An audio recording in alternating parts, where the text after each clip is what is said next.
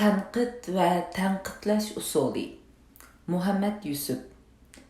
Tanqid kamchilik va yetarsizliklar ko'rsatib berilgan fikr deganlikdir. Umuman aytganda, tanqid boshqalar tarafidan sodir bo'lgan ijobiy va salbiy tirishchanliklar, yangiliklar, ish harakat, gap so'z va ko'z qarashlar haqidagi fikrni har xil yo'llar bilan o'ttirg'a qo'yish deganlikdir. Bir odamning tanqid qilishi yana bir odamnikiga o'xshamaydi. Chunki biri ijobiy deb qaragan ishqa yana biri salbiy deb baho berishi mumkin. Tanqid hayotimizdagi ko'plagan sohalarni o'z ichiga oladigan bo'lib, ilmiy yoki adabiy asar, she'r, nutq, siyosat, san'at, diniy masala, ko'z qarash qatorliq nurg'un sohalarda bo'ldi. Ijobiy tanqid boshqalardan sodir bo'lgan ish harakat, gap so'z va ko'z qarash qatorliqlarga haqqoniy va to'g'ri baho berish deganlik bo'lib, ijobiy tanqid shaxslarni va kollektivni taraqqiy qildirish, texmi yaxshi saviyaga ko'tarish uchun qilindi. Ijobiy tanqid kishilarning niyati yoki o'y-xiyoli bilan hisoblashmasdan mazkur masala ustida bo'ldi. Ijobiy tanqid kishilarni sazoy qilish uchun emas, ularga yordam qilish uchun ularning o'ziga qilindi. Ijobiy tanqid ishlarni talabga loyiq shaklda elib berilishi va ijobiy natijalarni qozonish uchun to'liq foydalidir. Ijobiy tanqid samimiy nasihatdir. Imom Shafiy tanqid va nasihat haqida mundoq degan ekan: birovga maxfiy holda nasihat qilgan odam uningga nasihat qilgan bo'ladi. Birovga kishilarning oldida nasihat qilgan odam uni so'kkan va uni tushirgan bo'ladi. Salbiy tanqid shaxs va kollektivni yiqitish, taraqqiy qilishning va gullanishning oldini to'sish uchun elib berilgan o'sh adovat, hasad va dushmanlik xarakterlik qilmish bo'lib, u buzg'unchilikning o'zidir. Salbiy tanqidchilar odatda boshqalardan kamchilik izlash, ularning xatoliklarini tepib chiqish uchun barcha iqtidorni va aqliy kuchini ishlatadi. Ular natija qozongan shaxslar yoki jamoatlarni ayblashda ularning ijobiy taraflarini kuchining yetishicha yo'gaydi. Kamchiliklarni va xatoliklarini bo'lsa ko'ptirib ko'rsatishga tirishadi. Salbiy tanqidchilikka turtki bo'ladigan omillar ko'pdir. Ammo eng oldinqisi hasad bo'lishi mumkin. Chunki hasad degan shundoq kuchli qo'zg'atquchki, u hasadxo'rning uyqusini qochirdi, ko'nglini azoblaydi. Hasadning o'ti uning yuragini ko'ydiradi. Birilarni g'ajilib olmog'icha uning ko'ngli qat'iy arom topmaydi. Arablar ijobiy tanqidni al-naqdu al-bina'u, ya'ni qurib chiqquchi tanqid deydi. Ular binokorni al-bina'u deb ataydi. Ammo salbiy tanqidni bo'lsa al-naqdu al-hadam, ya'ni yiqitquchi tanqid deb ataydi. Ijobiy tanqid bilan salbiy tanqid o'rtasidagi farqlar. Ijobiy tanqid ilmiy usulda adablik holda elib berildi. Salbiy tanqid so'kish, tillash va kamsitish bilan elib berildi. Ijobiy tanqidchi o'zi pishiq bildigan mavzuda gap qiladi. Salbiy tanqidchi o'zi bilmaydigan va mavzu bilan munosib yo'q gaplarni qiladi. Ijobiy tanqidchi samimiy nasihat qilishni ko'zlaydi. Salbiy tanqidchi qarshi tarafni tushirish va rasvo qilishni ko'zlaydi. Ijobiy tanqidchi masalani hal qilishni o'ylaydi. Salbiy tanqidchi o'zining haqliq qilib chiqarishni o'ylaydi. Ijobiy tanqidchi har bir fikrning to'g'ri va xato tarafini o'ttirg'a qo'ydi. Salbiy tanqidchi faqatla salbiy tarafni o'ttirg'a qo'ydi. Ijobiy tanqidchi tashlangan fikrlarga kam qursaqlik bilan muomala qiladi. Salbiy tanqidchi hech qanday radiyani qabul qilmaydi. Ijobiy tanqidchi kimning fikri bo'lishidan qat'iy nazar diqqətini fikirning o'ziga markazlashtirdi. Salbiy tanqidchi bo'lsa, fikir egisining martabasiga qarab gap qiladi. İjobiy tanqidchi ishlarni yaxshilarning chora tadbirlarini o'tirg'a qo'ydi. Ammo salbiy tanqidchi uchun ishlarning yaxshilanishi muhim emas, balki o'zining g'alaba qilishi asosli o'rinda turdi. İjobiy tanqidchi qarshi tarafning ijobiy taraflariga ko'z yummaydi. Salbiy tanqidchi bo'lsa, qarshi tarafning ijobiy taraflarini salbiy qilib ko'rsatadi. İjobiy tanqidchi o'z fikrining to'g'ri va xatoligi ehtimoli bo'lgan ko'z qarash ekanligini e'tirof qiladi. Salbiy tanqidchi o'z fikrini haqiqatning o'zi deb e'tiqod qiladi. İjobiy tanqidning foydasi. İjobiy tanqid turmushning muhim talablaridan biridir. Chunki kamchilik va noqislik barliq insonlarning o'rtaq sufti bo'lib, buningdan hech kim mustasno emas. Kamchilik va nuqsonlik mavjud ekan, uni tuzatish, to'liqlash va to'g'ri yo'lga silish uchun cho'qim tanqidga ehtiyoj bor. Navoda ijobiy tanqid bo'lmasa, hayot to'g'ri yo'nalishda ma'olmaydi. Chunki har bir inson o'zi to'g'ri deb bilganlarini qildi. Xatoliklarni va kamchiliklarni bilmay qoladi. Tanqid bo'lsa, xatoliklarimizni va kamchiliklarimizni ko'rib olishimizga yordam qiladi. Shunga bizda tanqid ochiq, mag'izi totliq deydigan hikmat bor. İjobiy tanqid o'zimizning va boshqalarning saviyasini yuqori ko'tardi va taraqqiy qildirdi. Umar ibn Xattob radhiyallohu anhu mening ayblarimni ko'rsatib bergan kishiga Alloh rahim qilsin degan ekan.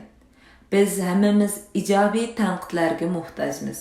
Chunki ijobiy tanqidlar orqali o'zimizning qanchalik ekanligini dangsiyalaymiz. Kamchilik taraflarimizni to'liqlay olamiz. Yaxshi takliflardan foydalanamiz. Afsuski, nurg'un kishilar tanqid degan so'zni intayin yomon ko'radi. Uningdan xuddi vabodan qochgandek qochadi. Hatto ijobiy tanqidni anglab boqay demaydi. Aslida tanqid yomon narsa emas. Chunki niqd degan so'z arab tilining lug'atida dirhamni soxtasidan ayirib chiqish deganlik bo'lib, saplashtirishni ifodalaydi. Buningga binoan deymizki, tanqid tanqidligichining qiymatini oshirdi, uni taraqqiy qildirdi va yetishtirdi. Tanqid qilishning shartlari. Birinchi, biror masala ustida o'zining tanqidiy fikrini bayon qilmoqchi bo'lgan odamning ashu masalaning mutaxassisi bo'lishi yoki hech bo'lmaganda ashu masalani mukammal biladigan bo'lishi shart. O'zi bilmaydigan va tafsilotini uqmaydigan mavzuda tanqidiy fikr bayon qilish uchiga chiqqan hamoqatlikdir. Ikkinchi, tanqidchining o'zi tanqid qilmoqchi bo'lgan masalani nihoyat yaxshi tushunadigan bo'lishi, oz to'la ma'lumotli bo'libla tanqidning yo'lini tutmasligi shart. Uchinchi, tanqidchining rostchilik, samimiyat va haqqoniylikdan iborat sifatlarga ega bo'lgan bo'lishi va o'zi tanqidlamoqchi bo'lgan masalaning ijobiy va salbiy taraflarini ayriy oladigan saviyada bo'lishi shart. Tanqid qilishning qoidasi. Birinchi, biror masalani tanqid qilguvchi tanqid qilishdan burun bu tanqidning joyida bo'ladigan yoki bo'lmaydiganligi haqida o'ylanishi. Tanqid qilsa qandoq natijaga erishadi? Navoda tanqid qilmasa natija qandoq bo'ladi? Bular haqida o'ylanish lozim. Chunki qilmagan ishqa bir qatim, qilib qo'ygan ishqa 10 qatim pushaymon qildi deydigan so'z bor. Eg'izdan chiqqan so'zni qaytarib olg'ili bo'lmaydi. So'z eg'izdan chiqishdan burun uni biz boshquramiz. U eg'izimizdan chiqib bo'lgandan keyin u bizni boshqurdi.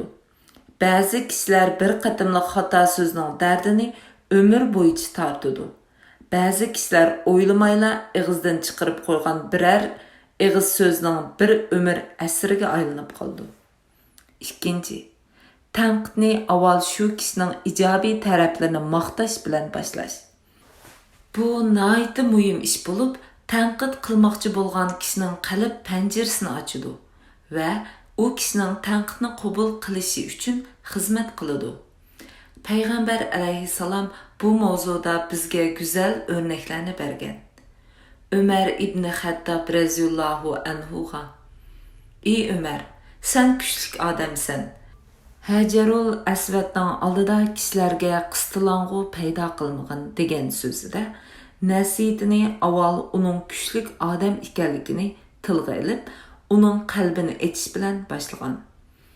Muaz ibn Jabal raziyallohu anhuga bir duoni o'gitib qo'ymoqchi bo'lib, uningga mundoq degan: "Ey Muaz, men seni yaxshi ko'raman. Sen har namozdan keyin: Ey Alloh, mening seni yod etishimga, sana shukr qilishimga va yaxshi ibodat qilishimga madad bergin" deb duo qilishni hargiz tark etmagin. Ya'ni avval uni yaxshi ko'rdiganligini bildirib, uning qalbini ochgan. Ondan duoni o'rgatgan. Uchinchi, tanqidni shaxsning o'ziga emas, uning fikriga qaratish va buni uningga tushuntirishga tirishish. Chunki qarshi taraf sizning xolis niyatingizni va maqsadingizni to'g'ri tushunmaguncha va meni kamsitayotidi degan o'y xiyoldan o'zini ozod qilmoqcha, sizning tanqidlaringiz qanchalik ijobiy, qanchalik o'rinliq bo'lgan taqdirdami uni hargiz qabul qilmaydi. To'rtinchi, tanqid jarayonida qarshi tarafning qadr-qimmatini tushiradigan yoki uni nodonga chiqaradigan va yoki xatolashquchi qilib ko'rsatilgan harakatlardan, so'z va iboralardan saqlanish. Boshqalarni tanqid qilganda o'zimizni ularning o'rniga qo'yib turib ish ko'rishimiz kerak. Chunki boshqalarmi bizga o'xshash inson. Ularmi biz xushal bo'ladigan ishlardan xushal bo'ladi. Biz xafa bo'ladigan ishlardan xafa bo'ladi. 5. Yara va jarohatlarning ustiga qo'ndigan chivindek bo'lmay, xush biroq gullarga qo'ndigan hasal harsdek bo'lish. Boshqalarni tanqidlashda ularning xatoliklarini bayon qilishdan hazar aylash. Faqat uning fikriga tuztish berishga ahamiyat berish lozim. Har qanday odam xatolashadi. Har qanday odam o'z xatoligini yuziga solsa xafa bo'ladi. 6. Tanqid qilishdagi vazifangiz o'zingiz to'g'ri deb qarag'an fikrni qarshi tarafga yetkazib qo'yishdan iborat bo'lishi va uni qabul qilishga zo'rlamaslik lozim.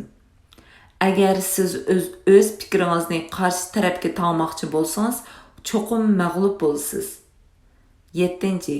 Tanqidni g'albaga aylantirishga urinishdan hazar aylash. Tanqid qilg'uchining o'zini g'olib, qarshi tarafni mag'lub qilish uchun yo'lga chiqishi shaksizki, uning mag'lubiyatining boshlanishidir. Chunki bundoq qilganda tanqid o'z xarakterini yo'qotgan va tanqidchi bilan fikr egasi o'tirisidagi keskin jangga aylanib qoldi.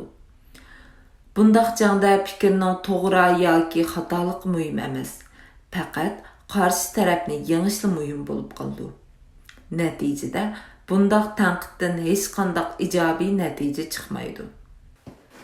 Nima uchun tanqiddan qo'rqamiz?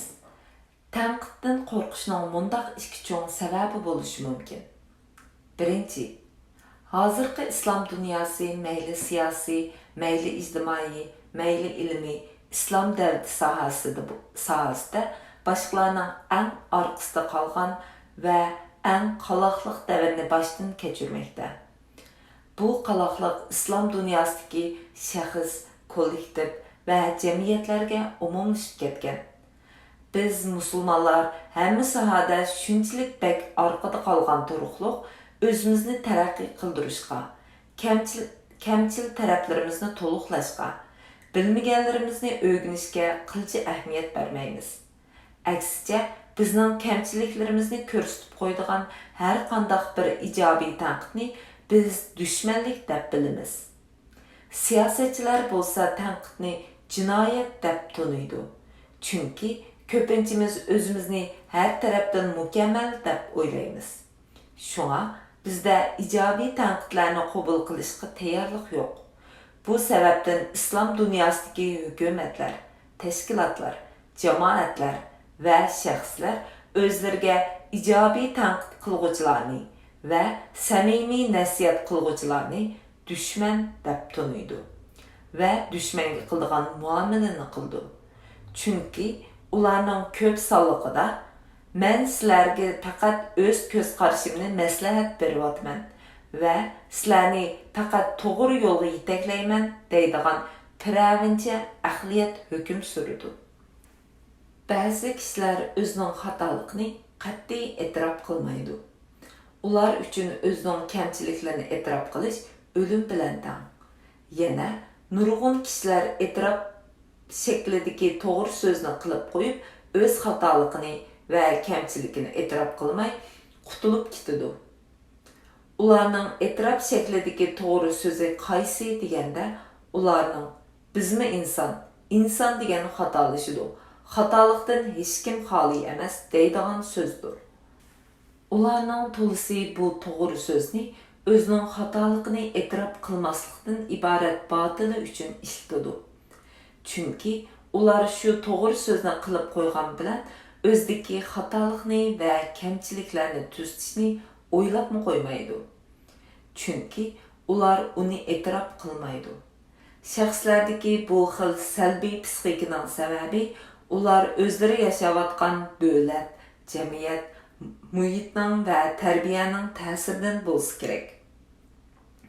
Chunki sahobalardagi bir-birini samimiy tanqidlash va tanqidni kang qursaqlik bilan qabul qilish, islom xalifalaridagi ulamolarni taklif qilib kelib, ularning nasihat qilishni talab qilishdan iborat islomiy go'zal axloq zamonimizda munqarzlikka yuz tutgan. Shunga tanqid deyilsa, yuraklar po'kildaydigan, chiroylar sog'rig'iydigan, put-qo'llar titraydigan bo'lib qolgan. Ikkinchi, tanqidni suiiste'mol qilguvchilarning hasadxo'rlikni va fitnaxo'rlikni markaz qilgan qilmishlari sababli nurg'un kishilarning qulqiga tanqid degan so'z chiroyli anglanmaydigan bo'lib qolgan bo'lishi mumkin. Chunki ijobiy tanqiddan salbiy tanqidlar intayin ko'p bo'lib ketgan. Tanqid qilguvchilarda tuzash, isloh qilish, maslahat berish emas, balki qarshi tarafni yiqitish asosli o'rinda turadigan bo'lib qolgan mushu zamonda tanqidga ijobiy nazar bilan qaraydiganlarning soni intayin oz bo'lmoqda. Uning ustiga bir qancha, hatto bir necha yuz odam biror avtorni yoki so'zligichini ayblashdi-yu, o'zining tushunish iqtidoridan asli gumon qilib boqmaydi. Bizda so'zligichida ayb yo'q, anglag'uchi to'g'rilab anglasin deydigan hikmat bor. Ha deganda boshqalarning qarshini burab xatoga chiqarish yoki qasddan tirnoq ostidan kir izlab yozmada o'tirib qo'yilgan fikrni markaziy ideyadan chetnatish saposizligi zamonimizda ko'payib qoldi. Xulosa. Birinchi, biz avval o'zimizga, ondan farzandlarimizga ijobiy tanqidning shartlari va qoidalari borligini, fikr bayon qilish har qanday kishining erkinligi ekanligini, boshqalarning obro'yiga til tekkizish jinoyat ekanligini, o'z fikrimizning va qarshimizning tanqidni qabul qilmaydigan muqaddas narsa emasligini o'rgataylik. Ikkinchi, tanqiddan hargiz qo'rqmaylik. Xuddi oltin o'tda qizitilish orqali o'zining soplig'ini oshirgandek, bizmi tanqid orqali o'zimizning qimmatini oshiramiz. Chunki kishilar qimmati yo'q narsalarni tanqidlamaydi. Uchinchi, birovni, hatto oila a'zolarimizdan birarsini tanqidlamoqchi bo'lsak, cho'qim uni odam yo'q yerda tanqidlaylik. Farzandlarimizni do'stlarning oldida, jo'rimizni tuqqanlari yoki qo'shnilar oldida tanqidlashdan qattiq hazar aylayli. 4. Her zaman başqalarning fikir takliflarini anglashni o'zimizni yetildirish uchun obdan fursat topilayli. Tanqidni qabul qilish uchun ko'nglimizni daryodek tutayli. Chunki agar biz ko'nglimizni istakandek tor tutib olsak, tanqidning ochiqi gilimizni echishtirib qo'ydi. Agar ko'nglimizni daryodek yoki ko'ldek kang tutsak, tanqidning ochiqini his qilolmaymiz.